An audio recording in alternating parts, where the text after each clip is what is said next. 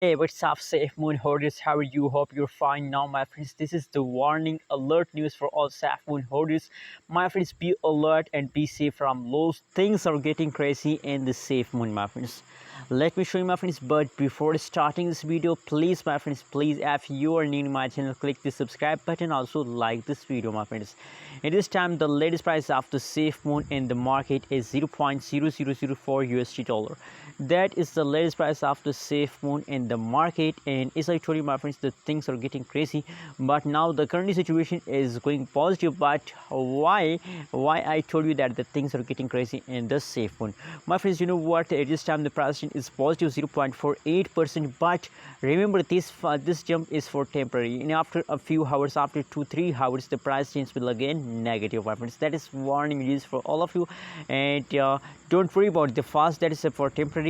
My friends, my prediction is that this fast will continue to the next 2-3 days, my friends. The price will fall after a few hours, and after a few hours this price will continue, this fast will continue to the next 2-3 days.